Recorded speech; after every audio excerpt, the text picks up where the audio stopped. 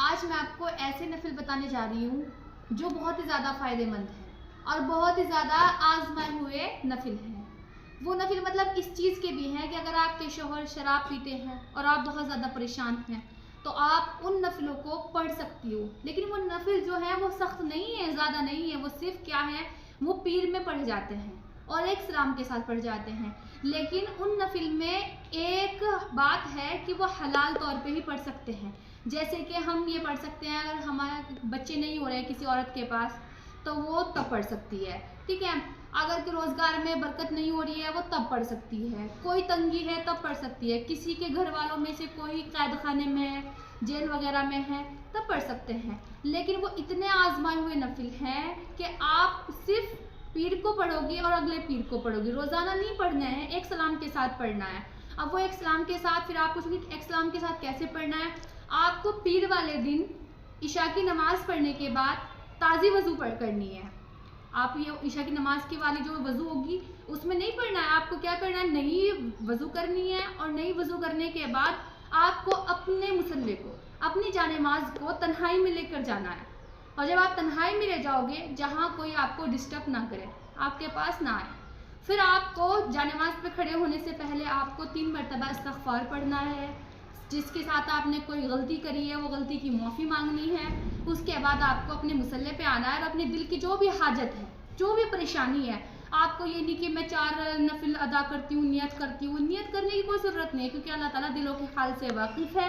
آپ دل میں اپنی مراد رکھ کر آپ اللہ اکبر کہہ کے اپنی نماز شروع کر سکتے ہو۔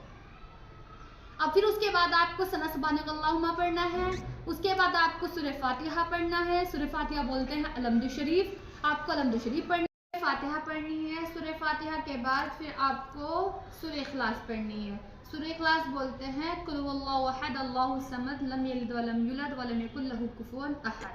ٹھیک ہے۔ اسے پڑھنی ہے 10 مرتبہ، اور 10 مرتبہ پڑھنے کے بعد پھر آپ رکوع میں آ جاؤ گے۔ نماز آپ کو ایسے ہی پڑھنی ہے جسے رکوع میں پڑھتے ہیں ہم سبحان ربی العظیم 3 مرتبہ، پھر سمی اللہ لمن حمدہ ربنا لک الحمد، ایسے ہی آپ اپنی نماز کو چلتے رہنا ہے۔ پھر سجدے میں آ جاؤ گے سبحان ربی الاعلیٰ، یہ 3 مرتبہ پڑھ لیا آپ نے۔ پھر اس کے بعد آپ کھڑے ہو جاؤ گے، کھڑے ہونے کے بعد آپ کو کیا کرنا ہے، کھڑے ہونے کے بعد پھر آپ کو سورہ فاتحہ پڑھنا ہے، پھر 10 مرتبہ دوبارہ پھر قل هو اللہ احد پڑھنا ہے، سورہ اخلاص، ٹھیک ہے۔ اس کے بعد آپ پھر رکوع میں آؤ گے، پھر آپ کو ایسے ہی نماز پڑھنی ہے جیسے کہ آپ تمام نمازیں ادا کرتی ہو۔ اس کے بعد آپ کو اتحیات میں بیٹھ جانا ہے، جیسے آپ اتحیات میں بیٹھتے ہو پھر آپ کو اشہد اللہ الہ الا اللہ و اشہد ان محمدا کر کے آپ کو کھڑے ہو جانا ہے۔ کھڑے ہو جانے کے بعد آپ کو پھر سورہ فاتحہ پڑھنا ہے، سلام نہیں پھیرنا ہے، پھر آپ کو جو ہے نا کھڑے ہونا ہے، کھڑے ہونے کے بعد آپ کو سورہ فاتحہ پڑھنا ہے، سورہ فاتحہ پڑھنے کے بعد آپ کو پھر کتنی مرتبہ، 30 مرتبہ سورہ اخلاص پڑھنا ہے،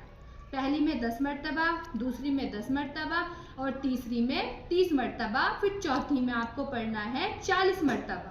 ٹھیک ہے۔ 40 مرتبہ پڑھنے کے بعد آپ کو پھر آپ اتحیات میں بیٹھنا ہے، آپ کو اپنی نماز مکمل کرنی ہے، پھر آپ کو سلام پھیرنا ہے، اور پھر سلام پھیرنے کے بعد آپ کو بات نہیں کرنی ہے، آپ کو 75 مرتبہ مطلب 75 مرتبہ آپ کو استغفار پڑھنا ہے، اور 75 مرتبہ ہی آپ کو سورہ اخلاص پڑھنا ہے، اور 75 مرتبہ ہی آپ کو درود شریف پڑھنا ہے۔